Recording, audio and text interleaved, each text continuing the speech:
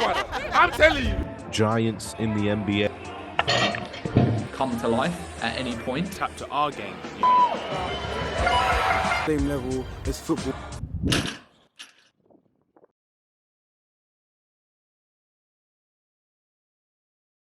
Basketball, a sport played by millions and billions of people around the world. A sport that has a history of over 130 years. A sport that has influenced millions of children into playing it. Basketball as a sport has been around in the United Kingdom before the two world wars. It has seen its growths and declines. Being such a popular sport across the Atlantic in the Americas, the sport was destined to be popular in Europe and especially in the United Kingdom. While the primary sport of the British people remains football, basketball has carved its way into hearts of millions of people in the UK.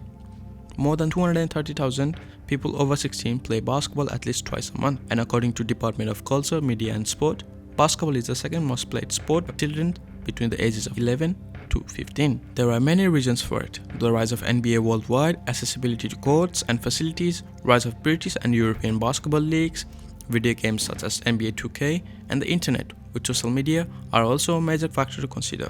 2012 Olympics also helped with this, as Team Great Britain males played their first Olympics basketball since 1948 and Team Great Britain women played their first Olympic basketball ever.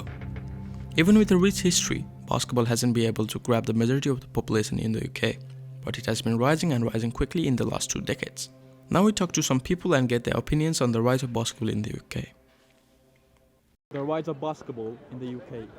I think like it's a steady process, because obviously like the NBA will always just be like where it started from. That's just my belief in it. But I feel like the UK, like if they can, like especially like the London Lions, like if we keep it going and if we like start doing great like every game and the fan base just continue to grow, then it can really just flourish.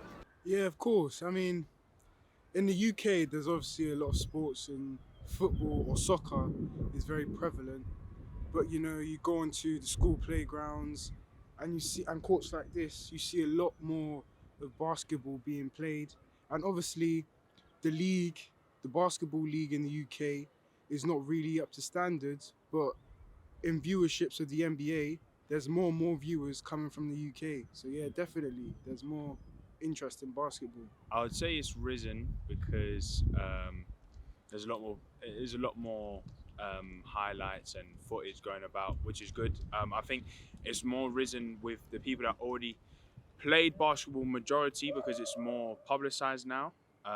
There is a slight rise in actual people just playing ball, but I think it's more risen on the exposure of it rather than just an influx of players. Like especially like in the UK, I feel like there needs to be like a more community bound type of thing that should be like more present like it is in the NBA.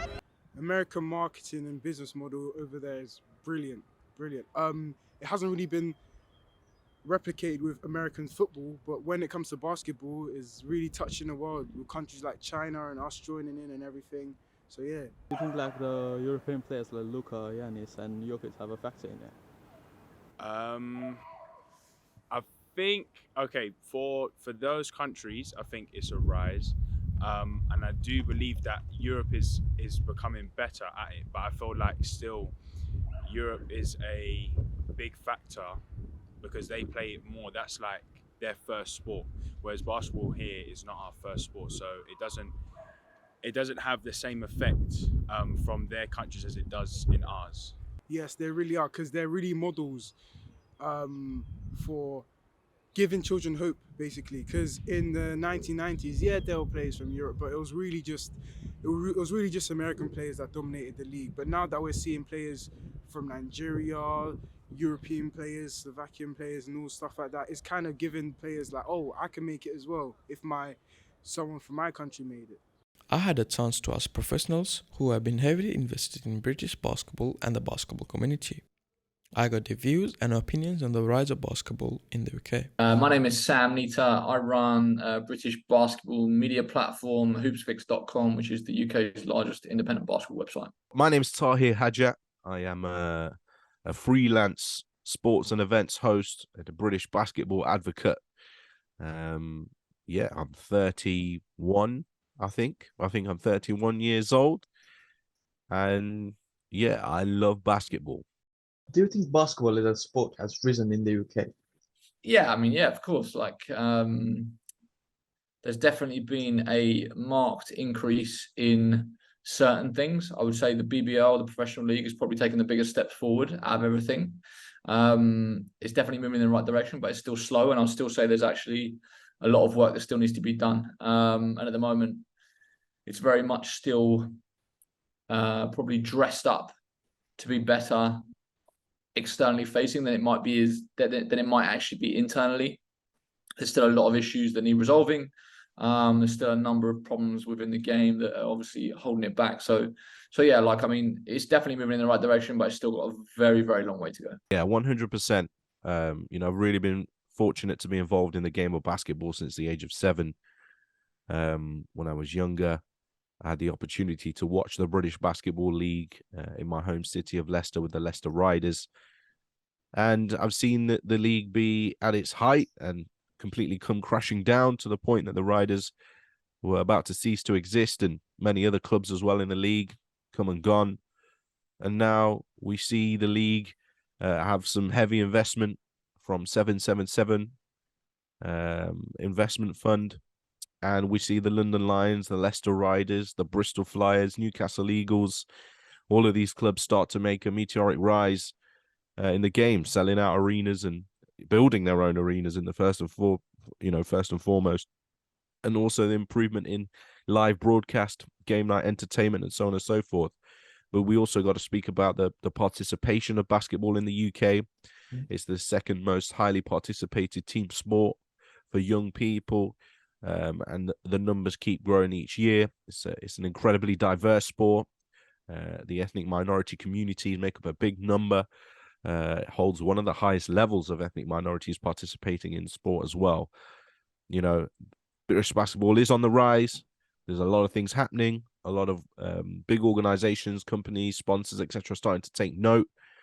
And yeah, it's going from strength to strength. What do you think of the Aussie and Arabian News being the minority owner of London Lions? I mean, I think it's absolutely great for the league, you know, especially for the London Lions, but for the league as a whole, the visibility that it brings to have an NBA player, you know, willing to invest is awesome. Hopefully, it will also signal to other NBA players that, you know, this might be a credible option for them to come here and invest in teams. Like, we've all seen the progress that the Australian NBL has made over the last 20 years, and that there are now multiple franchises with NBA players that have got ownership stakes. And I think the BBL could, you know, in an ideal world, be in a similar situation. You know, I don't think it'd be out of the question that some of the BBL franchises could see investment from former British players that played in the NBA, whether that be the likes of Joel Freeland or Luol Deng. You know, I wouldn't rule that out. And I think, you know, someone's got to be the first to do it, and obviously OG is the first to do it. So yeah, it's only a positive thing. I just can't see what negative can come out of it. So yeah, I'm all for it. I think it's awesome. I think two things. One, it's incredible that he wants to invest in the game in the UK. I think it's superb that the London Lions have that draw now to attract NBA players to notice the league and, you know, think about wanting to invest in the league. But really and truly, the second point I wanted to make is that for me, British basketball will be where it aims to be when OG Anunoby and players of his ilk want to play in the British Basketball League and not so much invest it. But the investment's a start. You know, we've got to take every little helping hand that these players with huge platforms have. Great to have OG on board. You know, for me also, it's a little bit tricky because he's not played for GB, even though he's eligible, and you know, maybe he's not shown so much love for the game in the UK. But you know, everyone's got to start somewhere, and I guess that's his starting point. Do factors like the internet or games like the NBA 2K help with the youth? Yeah, 100%. I think there's a lot of NBA 2K, for example. I think there's a lot of people that not necessarily huge basketball players, but their knowledge of basketball is from NBA 2K. So it's exposing people to the game and teaching them the rules and nuances of it, which is important. Like, you know, we need to educate the fan base and the audience to when they go to games, they understand what's going on. So yeah, 100%. And then obviously social media, the visibility of it, the connectivity of it, the ability to, all of the BBL games are streamed on YouTube this season. So, anyone can go and watch a game each week online for free. You can, follow various social media platforms, including my own, where, we post clips on a regular basis, which get thousands of views. That all helps the game with exposure, and provides an aspirational platform for young players to try to reach. So yeah, 100%. Like all these things definitely, help the game. When I was younger, I used to make little free websites. There used to be I can't even remember the name of it. I think it was called myfreewebsites.com or something like that. And I used to basically take the information that was on the Basketball England website, on the British Basketball League website, and create little informational pieces, etc. But, the outreach was really poor because we never really had social media or anything to kind of share this content with. But now, because of basketball's culture, when it comes to music, fashion, art, dance, all of these type of things, it's really a popular theme right now in the world, and fits directly within social media, especially for the fact that some of the big plays, etc., all happen in short clips, and they're not too long, and so it's quite easy for people to engage with, share, like.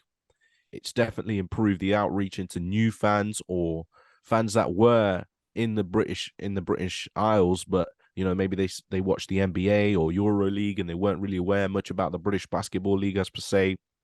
They get to now have the opportunity to connect and find out more information, find their local club. And the internet, as you know, has not just helped basketball, but helped millions of other brands, organizations, and activities, really develop the work that they're trying to do. So yeah, it's had a vital role in especially getting British basketball out to a younger, more creative audience now. It keeps growing as a result of that social media and internet engagement. How do you see the scene of basketball in the UK in the future now? I think it's all the things that I've already said, to be honest. I think that it's a long-term project. I think it needs a massive amount of investment, and it needs a strategy, a well-thought-out strategy of how we're going to change the issues that are holding it back. Otherwise, I don't see it necessarily moving forward. I've been doing what I do now for 14 years, and I would say that basketball is not necessarily in that much of a better place than it was when I started. So yeah, there's a lot of people that have been following the game for longer than I have, 40 years, 50 years. And, it's always it's been spoken about for decades as this sport with all the potential that's going to reach the potential, and it just hasn't come to life at any point. And I'm starting to fall in that camp a little bit now as well, where, I'm not seeing the progress that we'd need to see for things to move forward. So yeah, like for me, all this stuff comes down to leadership. The sport needs strong leaders that are gonna, inspire people to join the movement and, follow a directed strategy. And that's what I'd like to see to ensure that the future of basketball in Britain is great. The future of basketball in the UK at this moment in time is extremely positive. I think for many years, if you've been involved in basketball, or British basketball specifically, for many years, then it's quite easy to have a pessimistic view on what could happen in the future. But with everything that's being said and done at this moment in time, you can only hope that we're taking positive steps, and the league, fans, the money, the standard of play, the standard of officiating, the standard of broadcast, it continues to improve. Without a doubt, I think the British Basketball League has the opportunity to be one of the mainstream sports in the UK, rivaling other sports like cricket, rugby, which, in my opinion, are sports that aren't so relative to young people these days. But the challenge will always be is that the professional level, if it excels, that's superb, but it's about making sure that the money that's being put into that trickles down, and we see more facility, more opportunities, more outdoor and indoor opportunities to play basketball in the UK overall. That's where the real graft is done. Go to primary schools, delivering coaching sessions, that a young person, being interested in basketball, then attends a club session, then they develop as a club player, You know, if they don't become or don't have aspirations to be a professional player, then maybe they have the aspirations to be a professional coach or a referee or a table official or a commentator or an MC or a host or work in sports management or work in business development management, but all related to the sport of basketball. So there's a lot of work to be done. The future is bright, but I think all areas need to be addressed, and it's going to take some time to do that. With that concluded, I got to learn about how people think about the basketball and the rise of the sport in the UK, their opinion on it, and how they think it can improve. Basketball has enormous potential and seems to be improving every year. With its popularity in the younger generations, the future seems bright. I'm looking forward to the future of basketball. Are you?